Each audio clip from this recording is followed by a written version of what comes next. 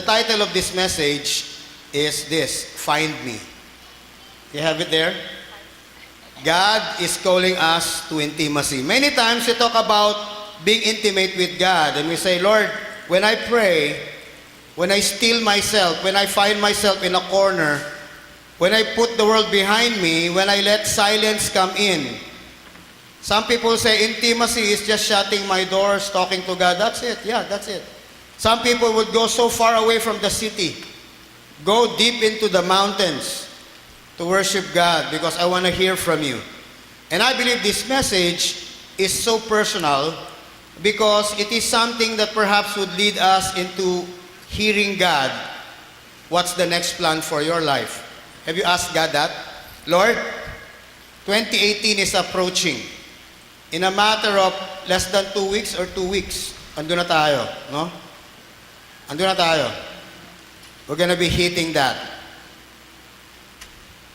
And as I was sharing this is part of something because when I go around and drive, I listen to a lot of things. I listen to news, so I'll be updated. I listen also to my favorite old music station. If I'm done with my worship songs, I usually tell people I listen to my old music. It's called RJ.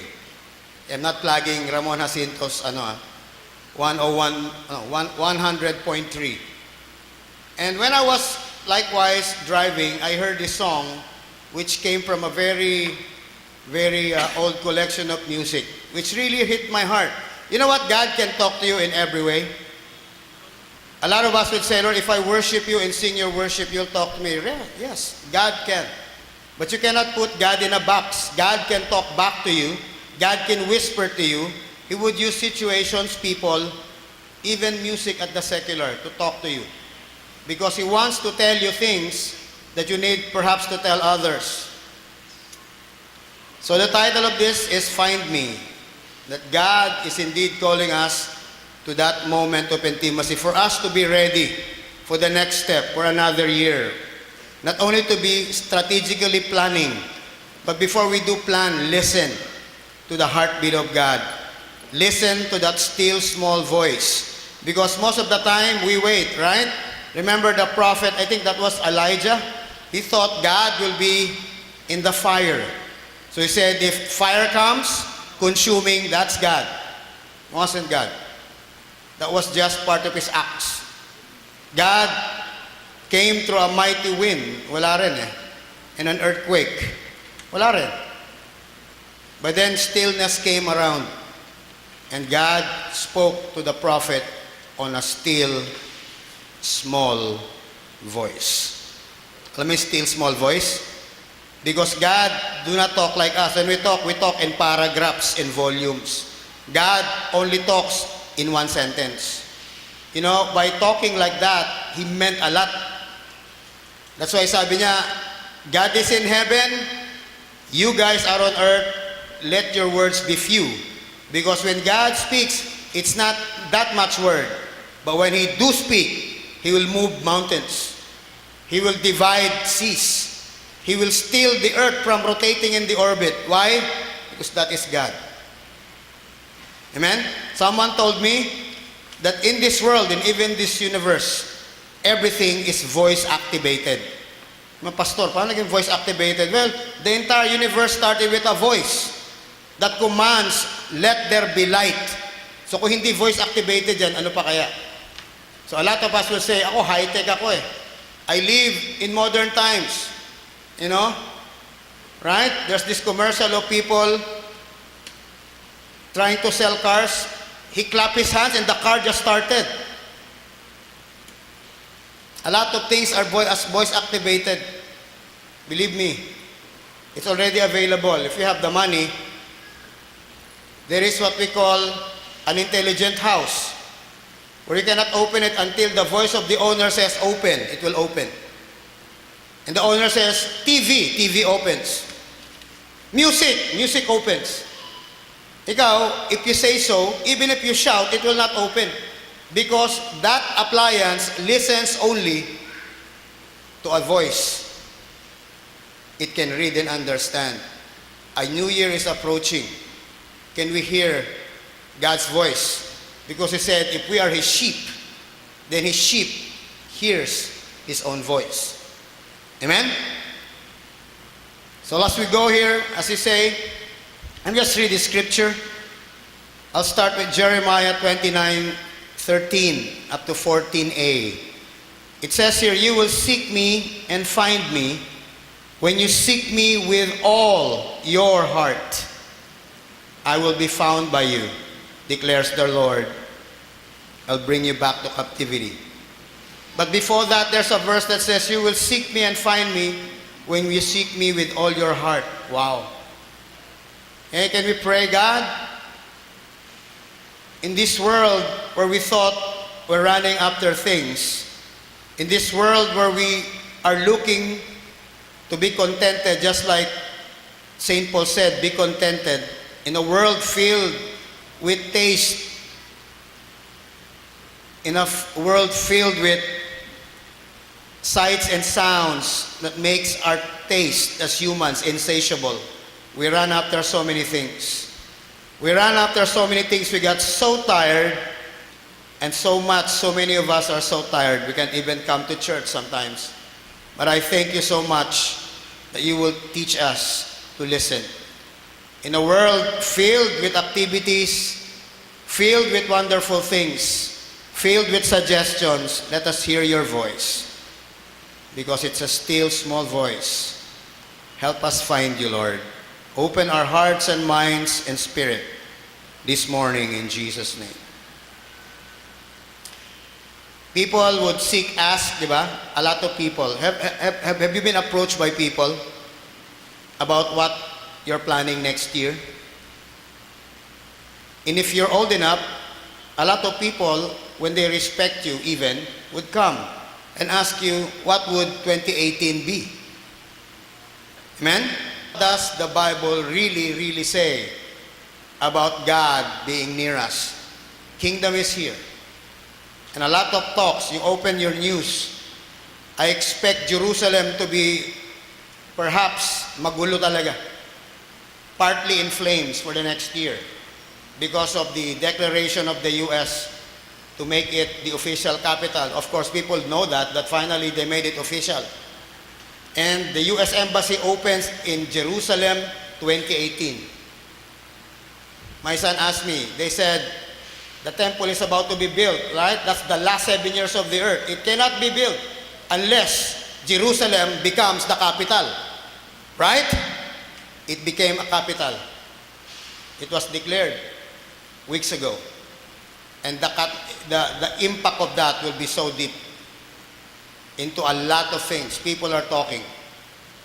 And as the hours and days pass, you will say, you cannot build a temple unless Jerusalem becomes the official capital of the state of Israel. It has now begun. The ball rolls. People look at me. Why are you laughing, Past? I'm excited. Why? Because now, Christians cannot just be secret Christians anymore. We live in a world you either for or against. Nothing in between. The middle ground is lost. Hindi ako pwedeng, Sunday Christian or halfway Christian. Pag nainitan, hindi ako Christian.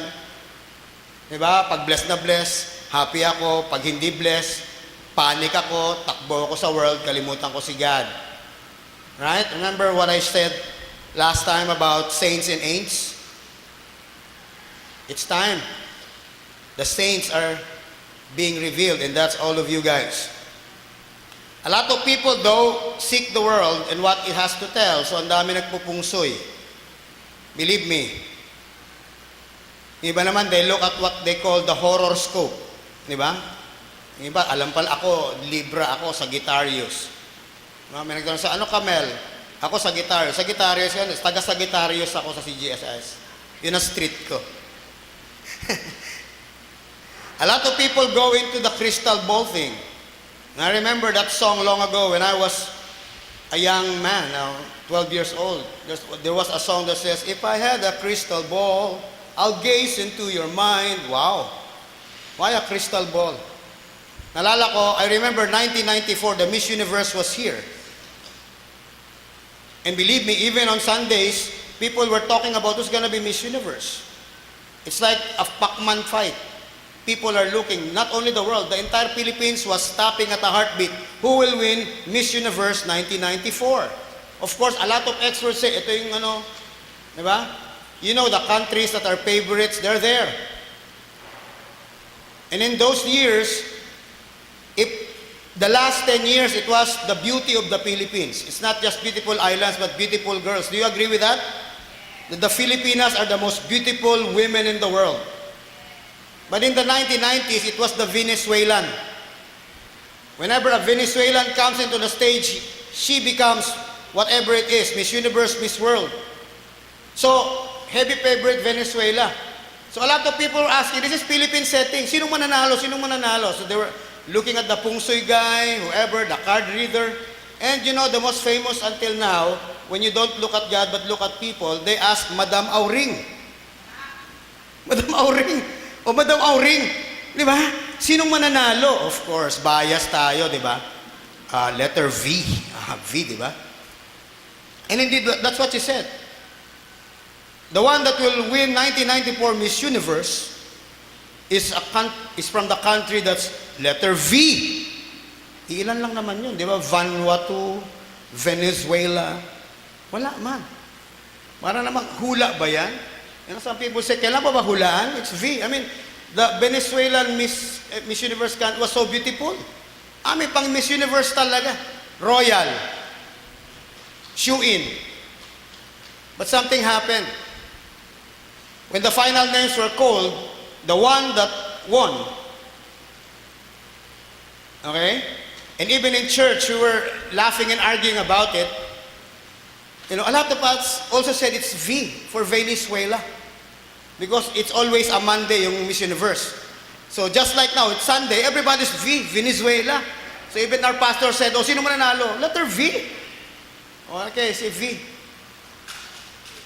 But Monday came, and surprisingly, when they announced, and the Miss Universe is, you know what? Can you still remember? Her name was not from the V. Her name was Sushmita Sen. From India. The first Miss Universe from India. Everybody was shocked. You still remember Miss Sushmita Sen? She went here the last time, right? When Miss France was crowned, she was here. And she was met, Jessica so introduced her to a lot of girls born during her time whose name was Sushmita.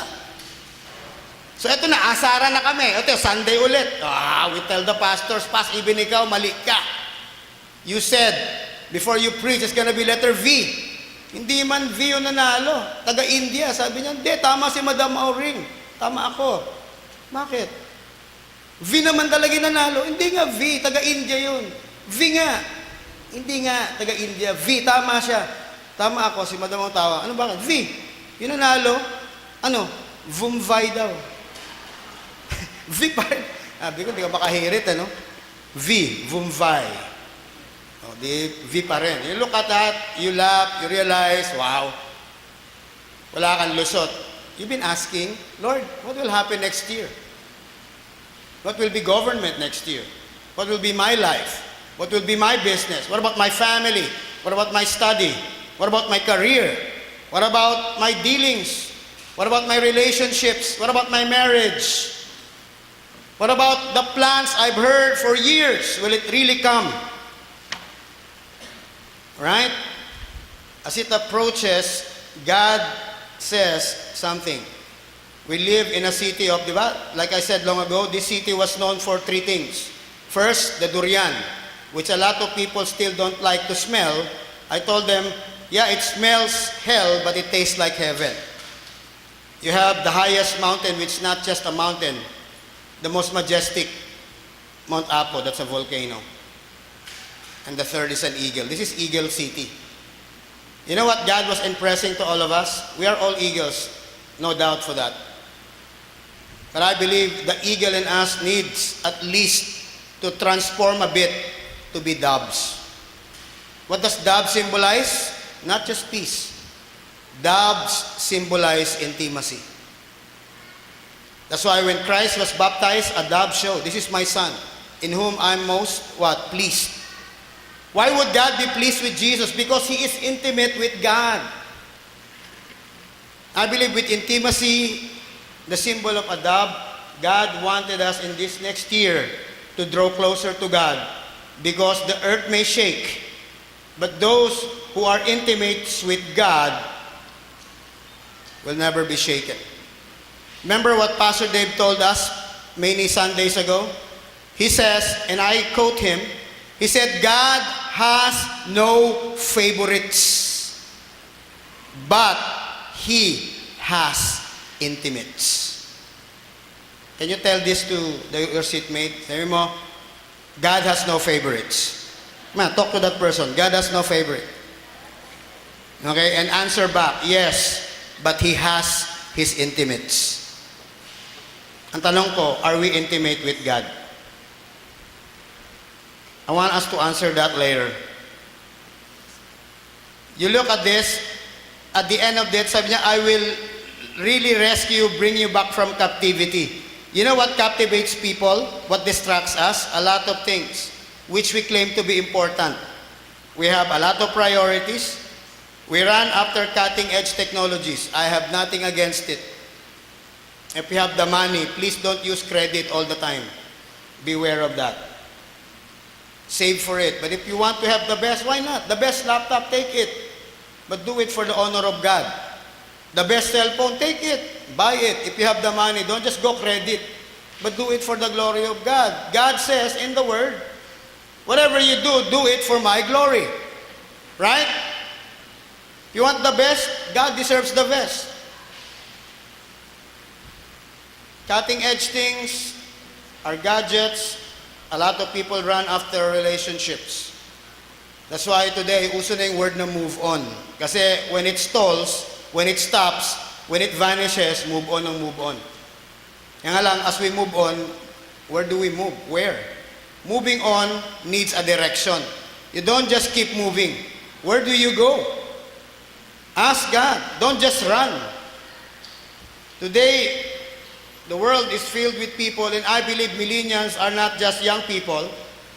Even people my age are millennials. Why? Because we belong to this dispensation. We are characterized by things. Multitasking, nocturnal, which means we make nights days. Amen? Long ago, Davao is a sleepy city. Nowadays, it's awake. It's fast becoming a city on a 24-hour spin. Walang tulugan. We're fast reaching that stage. Now you complain, it's traffic by day. Time is coming, it's traffic early in the morning. Anong oras yun? Pas alas 5, hindi, alauna, traffic. Why? Because this city will spin. You think it's just New York City? Davao City will spin. And you're here. A lot of people already are complaining about traffic. Araw pa lang yan, Chong. Isipin mo kung magkaka-traffic tayo ng alauna ng umaga. Makakarating ka ng alas 7 sa bahay, hindi ka patulog. It's coming. Because it's spinning fast. We're fun-loving. We're adventurous. That's why our generation is marked with go anywhere. Di ba? Pasyalan. Today, we don't just eat in the fast food. There's such a thing we call comfort foods. Wow. The best there is. Don't get me wrong. I watch News TV. There's a segment about food. It's all about food. Di ba? They rate food. Ano? How do you rate it? 9? Is it a 9? Everybody's eating. You don't only travel 24 hours. Eating in Davao will be 24 hours. Yeah, it's McDonald's, Jollibee. No. Even ordinary food stalls. They will serve food 24/7. Why? This city will be so wide awake. Gadgets. The 3Ms. Movie, music, and malls. It will be there. Updated. That's why wherever we go, we made selfies, right? Tama? You wake up, you make selfie. You eat, you make selfie.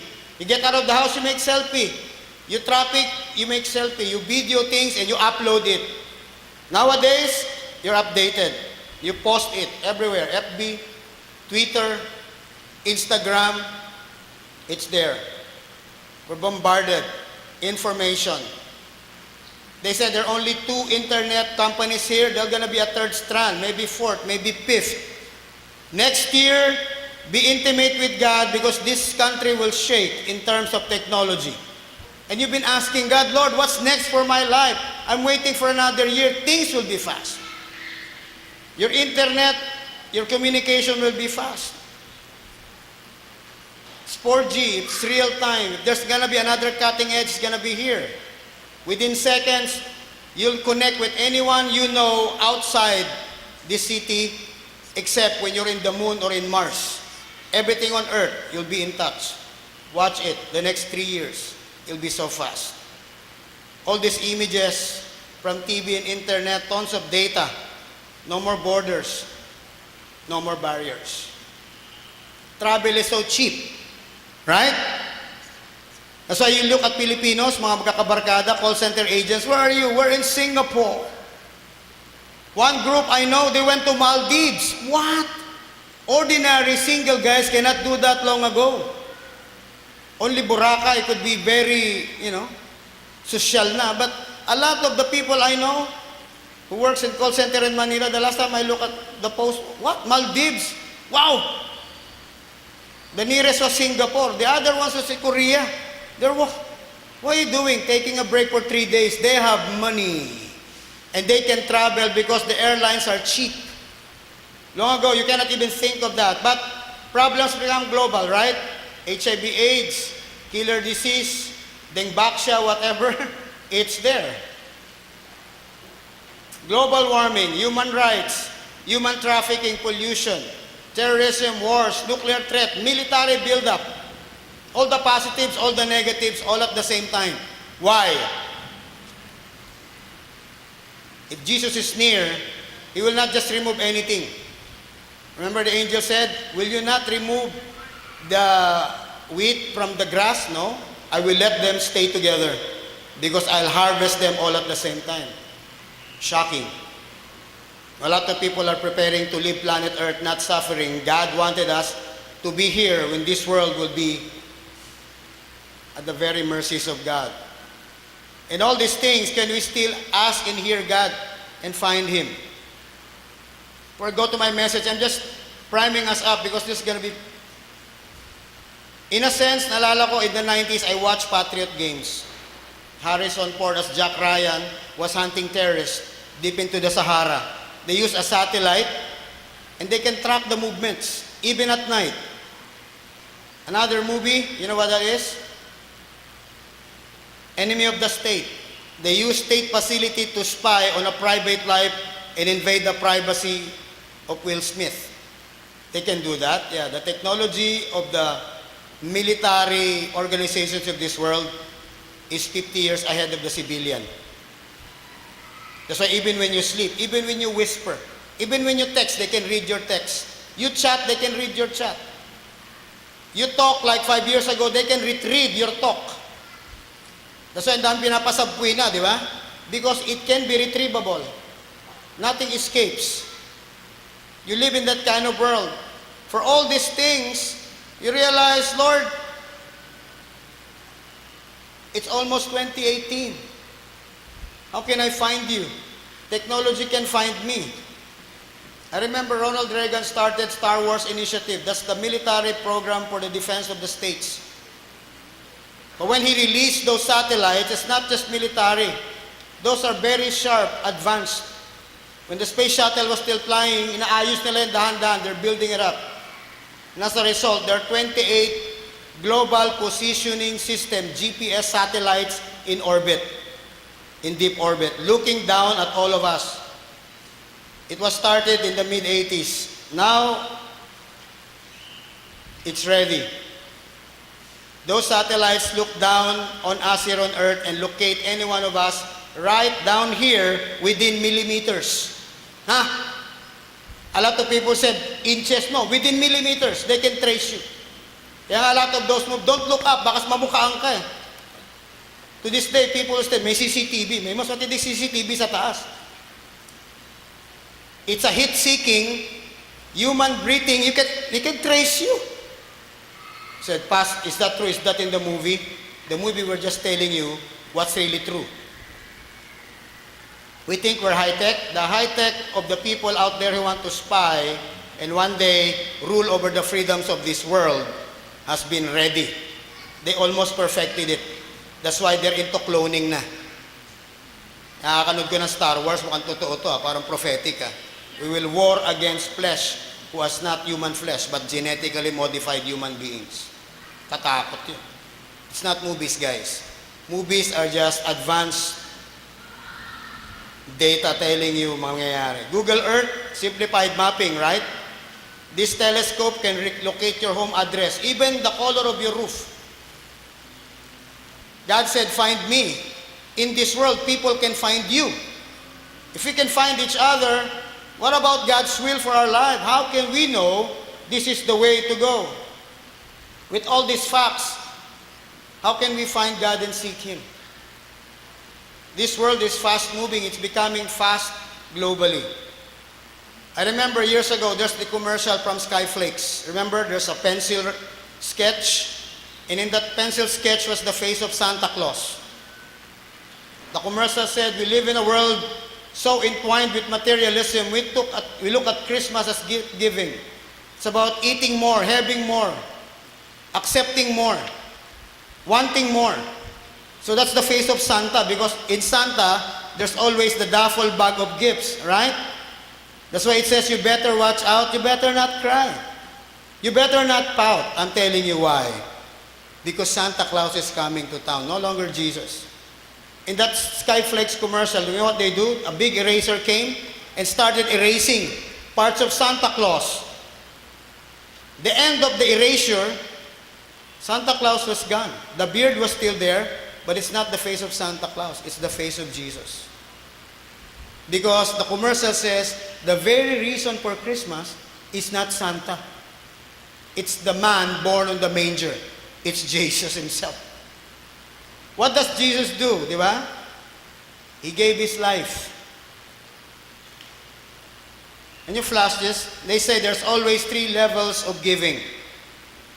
For us and for God. But for us, we give our best. That's the number 1. Give with your best. Second, give until it hurts. Third, give until there's none. You know Jesus Christ, what He did for us? He chose the third option. He gave until there's no more. In that garden He prayed, Father, if it is possible for me, not to take this cup, but since I obey your will,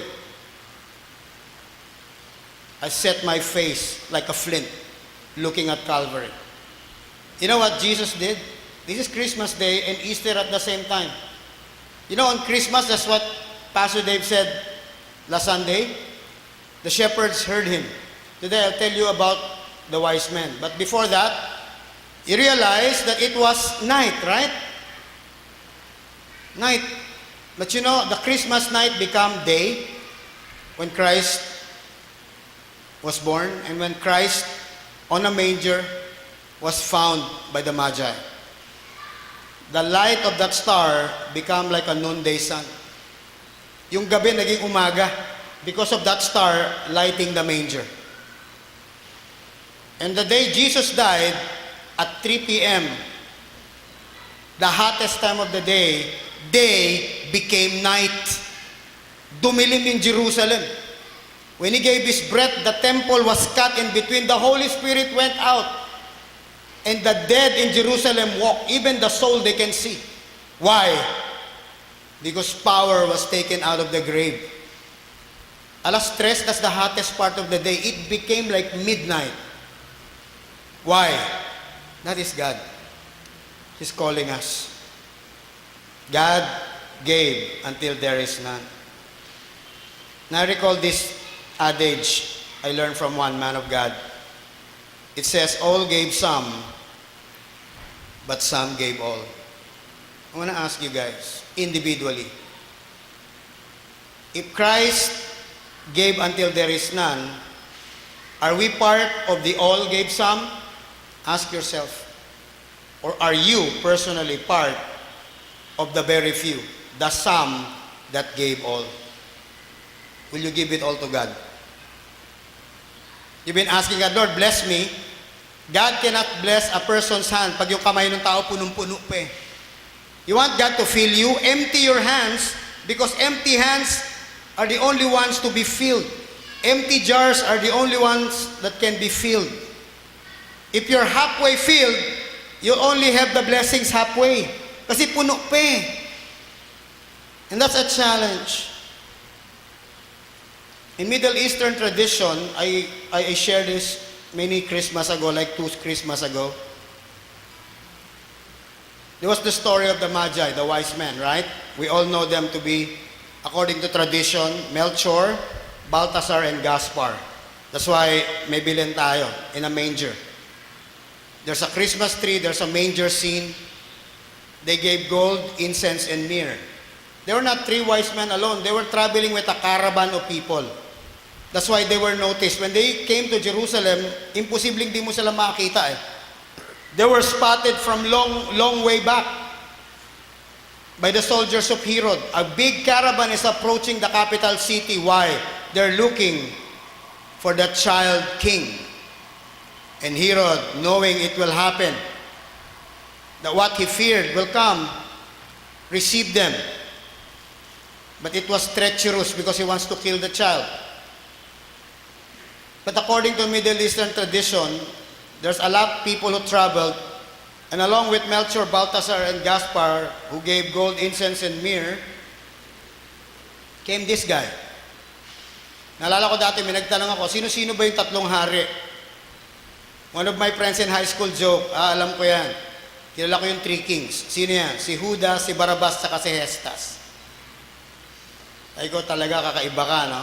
That can't be. Judas betrayed the Lord, Barabbas was a rebel leader, and Hestas is the other thief that refused God. The 3 men are the wise men. But when they traveled according to Middle Eastern tradition, there was one of them who also came bearing gifts. But because the desert can be so hot by day, cold by night, and sometimes when you travel as a group, you get lost.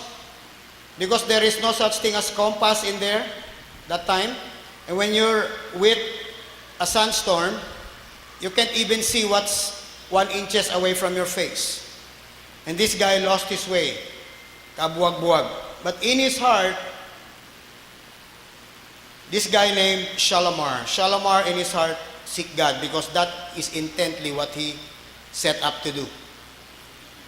In fact, he was perhaps younger than the first 3 wise guys. What happened to him? He got lost, separated from this band of travelers. Yet, he gave it all his years until the end. Nothing is left with him but himself. Wala tira. Lahat ng gifts niya nawala na through the years. He looked 33 years and finally found not a baby, but a grown-up man. According to the tradition, Shalamar met Christ not on a manger. He met Christ on the cross and finished his journey. A lot of us would look at Christmas as a manger scene. I hope, just like Shalamar, we look through the years, and even if all our gifts are gone, the best gift God will ever have is not gold, incense, or myrrh. The best gift you can offer God is yourself. That's what he did. That's why they said, in a Christmas carol song, naalala mo yan? The Little Drummer Boy, it was inspired by the story of Shalamar. You know what the Little Drummer Boy says? Come, they told me, para pa-pam-pam. Diba? I have no gift to bring, para pa. I have no gift to bring, to lay before the king. I have nothing. You look at this, you realize, Lord, that man looked for you longer, suffered so much. But he spent his life looking for you and finally found you on that cross. And finally understood. He had the biggest blessing because he saw God finishing the work. The first three guys only saw the beginning.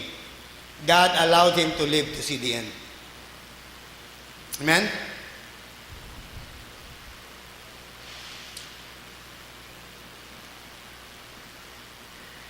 As I look at this, like I said, I was driving. That's why I put this as a title. I heard this song on the radio. And you know what? God can talk to you. God will not be in the box. A lot of us put God there. We said, God can only talk to me whenever I listen to this or I listen to worship. God can use anything. He can even use the donkey to talk.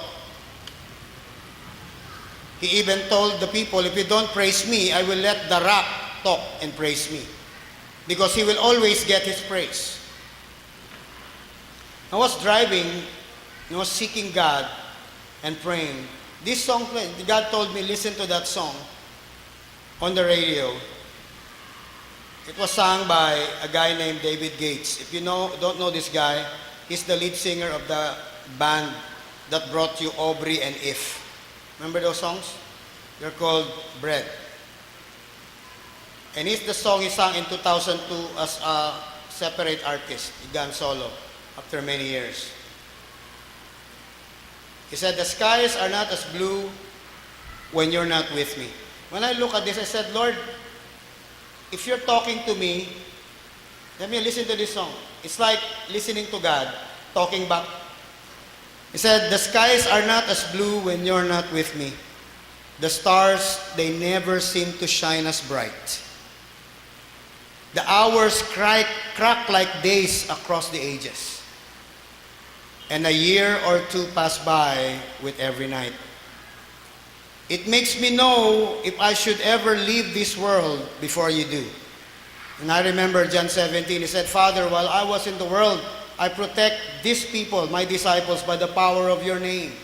He's still dilly-dallying. Is it time for me to leave? It makes me know if I should live this world before you do. When you follow, you must promise, cross your heart, and promise to. He says, find me, look hard, and don't stop. I'll be waiting till then. Don't sleep, don't eat, till I'm back in your arms again. You know what it means? We seek God mostly on a casual inquiry. We don't seek God. It's like looking at newspaper, di ba? Pag sa newspaper may gusto ka malaman, bubuksan mo. God was telling us, beware. Don't do that to me. Don't treat me like that because I'm different. Treat me more than the respect. Treat me like someone you dearly love. And if you look at God, you realize, Lord, gaano mo ba talaga ako kamahal? Because sometimes we keep asking that, especially when we're in trouble. Right? We always say, Lord, how do I really look at you?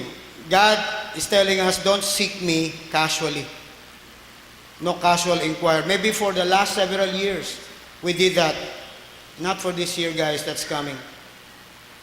There's a lot of things rising and falling in everything, in our lives, in the world. God said, you need to be solid.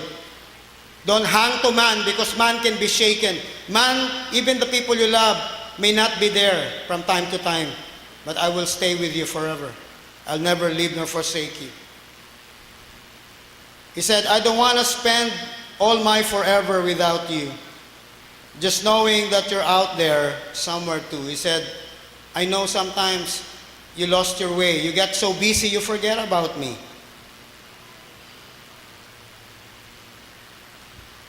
He said, so darling, please, I'm begging you on bended knee. You know, when you bend two knees, you're worshiping. God cannot worship man.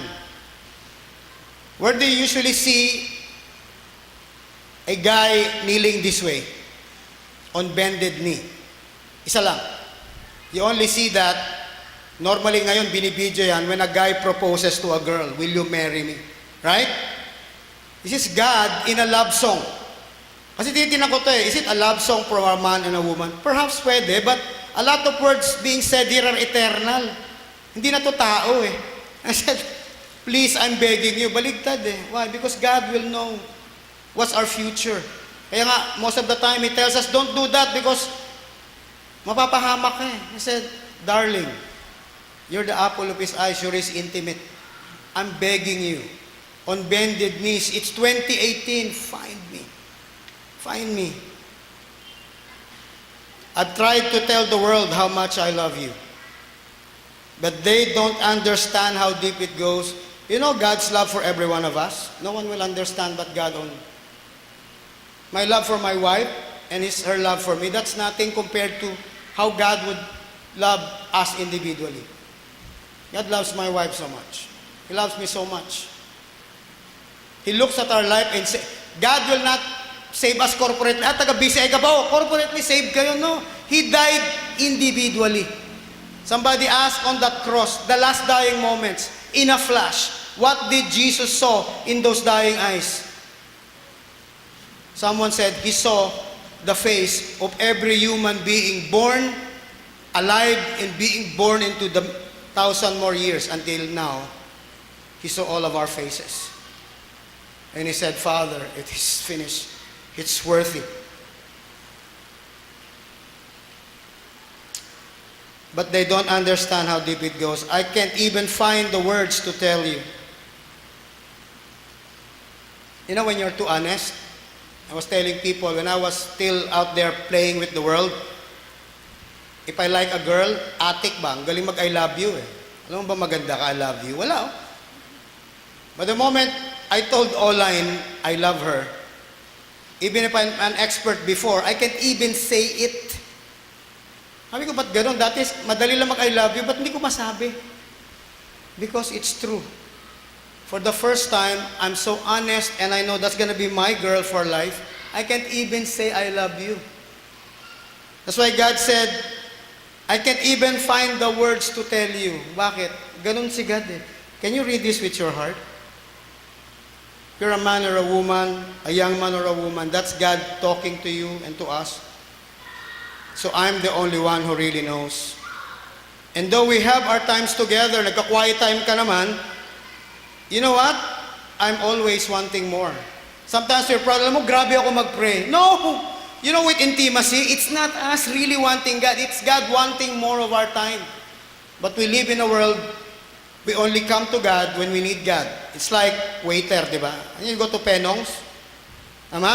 Pag gusto mo ng ali rice, papalakpak ka lang, Lord! Ganun ba? Palakpak. Kailangan kita. Pag wala na, wala na. You know, if there's anyone in this universe that wants so much more of your life and your time, it's God. Though we have our times together, you think it's okay? I'm always wanting more. So if we get separated, this life can separate us. Ang daming bagay aagaw. Won't you do just like before? He went back. Find me. Look hard. Don't stop. I'll be waiting till then. Don't sleep. Don't eat till I'm back in your arms again. Through 100 million faces, you will see me shining through. Only God in His glory can do that, because I'll glow when you come close. I always do. So darling, please, I'm begging you on bended knees. We can share our love through all eternity, because with you is all I ever want to be. Find me. Because when I was listening to that, God told me, put your name on that, darling. Because that's my heart for you, Mel. Akala mo, grabe, dahil pastor ka, grabe ka mag-quiet time. Miss na miss kita. Feeling mo super spiritual ka eh. Ganun ka pa talaga spiritual, Mel? Hindi. Mas spiritual ako sa'yo. Ako yung mas naghahangad na kasama kita. Alam mo na ano ko, umiyak ako, huminto ako mag-drive.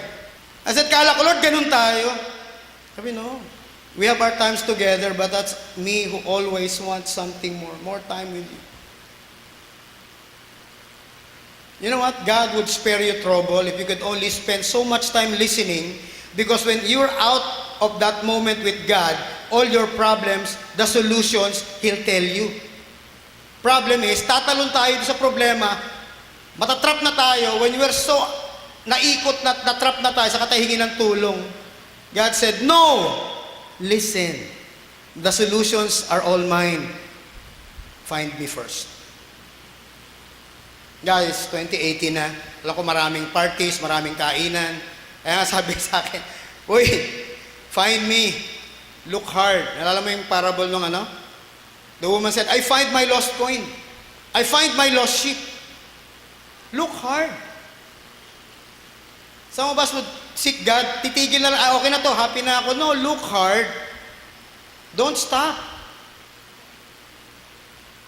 Don't stop. Sabi niya, don't find rest until I make Jerusalem what it is. Now, Jerusalem is what it is now.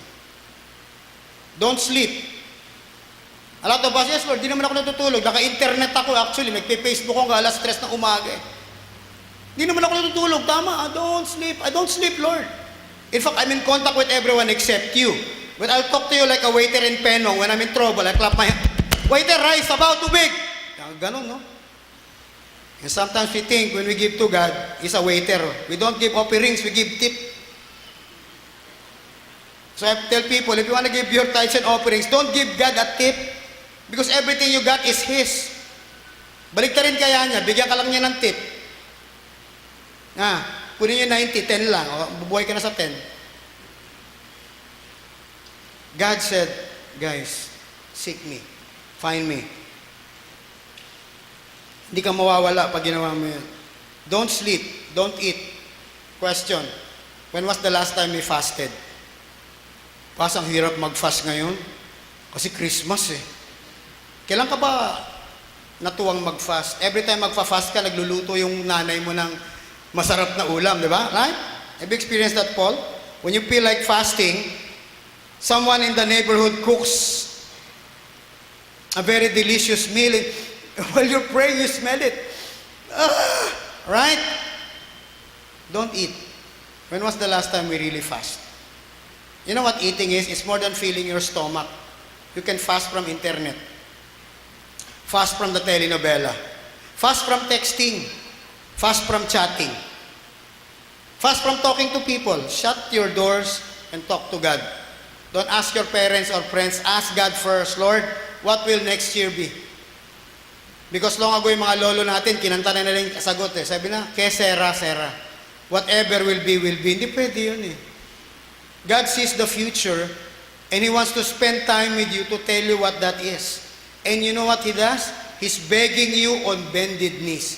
Find me. Pag mo hanapin yung problema na, hanapin mo ako, nasa akin yung solusyon.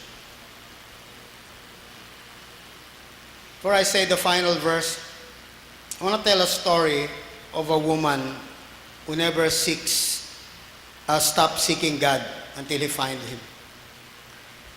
There was this woman in church I know when I was in Manila who, even when they were boyfriends and girlfriends, may problema na yung lalaki sa chicks.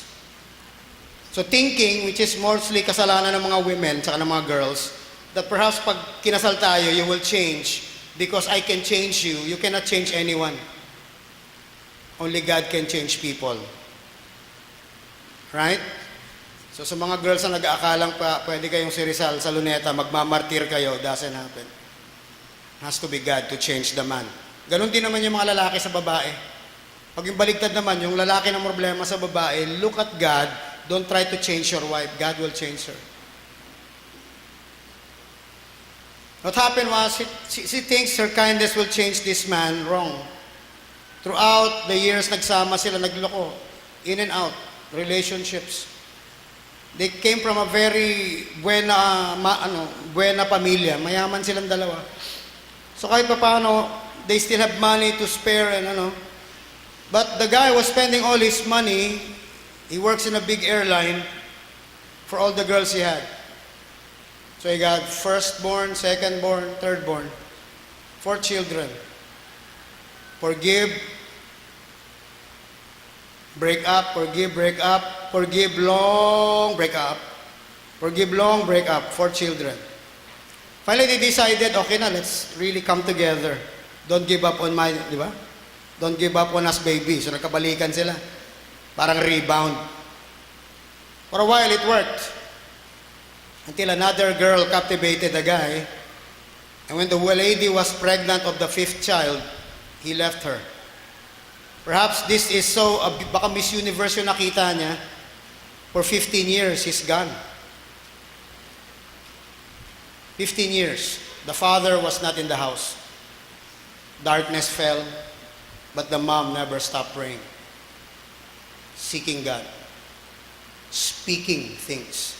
That's why when I came to this church, I understand what Pastor Dave was saying about affirmation, of not speaking evil, even if it's really evil, not repaying. That's what the lady did. Pray, pray, pray, pray, pray, pray, pray, pray. Pray. Never, never, ever said a word kahit ano. All her pains, it's between her and God. She told her children, panganay, up to the 5th one, growing, not bad things about dad. You know, dad, yeah, may ganon. You hear it from other kamag-anak, but you'll never hear it from mom. She always say, one day, God will return us, daddy. You know what? She eventually teach her children to pray together. If they can come early for meals, hapunan, they would pray for daddy. If they can't make that before they sleep, kahit the children will grown up, the mom would go around the room and pray. Pray tayo. Let's pray for daddy, wherever daddy is. They heard he went abroad, you know. 15 years. Not a bad word.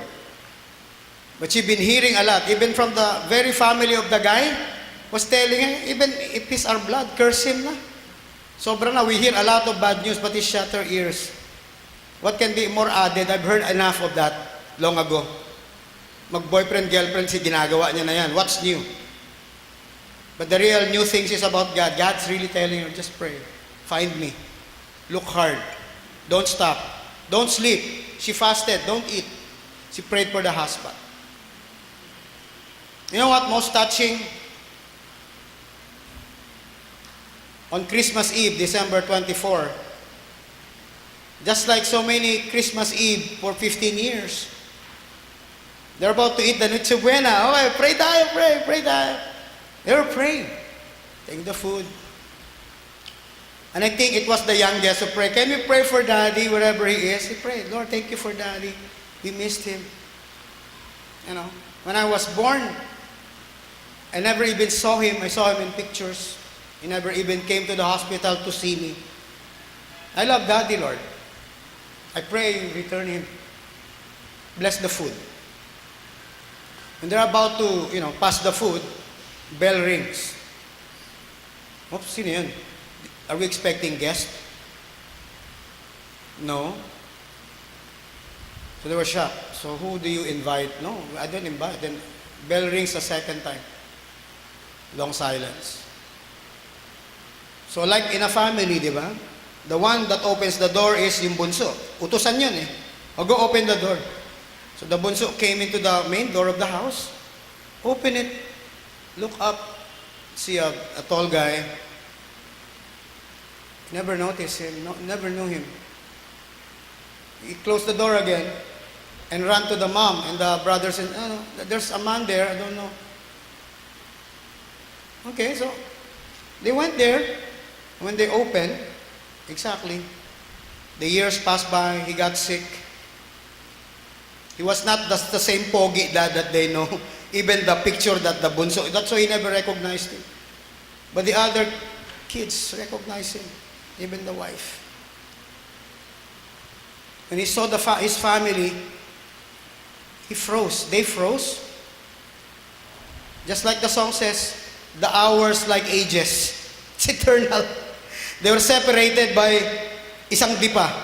The door is open. Nobody moves. They were just looking. He was shocked.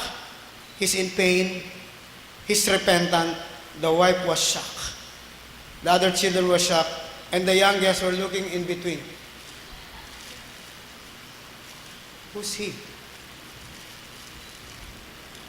You know what mom said? His daddy. Glow came into the young boy's face. Embrace his dad. So tight. Kaya nga, matangkad yung tatay. Nandito, embrace him so tight. No words. No words. Tears fell in every one of them. And they group hugged. And I asked him, Tita, gaano katagal yun? I don't know. It seems eternal. They're hugging. 15 years. Please, I'm begging you, on bended knees, find me. The man came back to find out forgiveness. on Christmas Eve. And to that family, they always tell you the story, the happiest Christmas was when Dad came back after 15 years of going to and fro the world. They're back, they're restored so well as if nothing happened, and to forget everything, they migrated to Australia and are living a very good life. Why do I tell you the story? Because God hears. And God knows ahead of time what will happen to all your decisions. But most of the time, we never care about God. We just do our decisions. God said, there is no shortcut. Find me.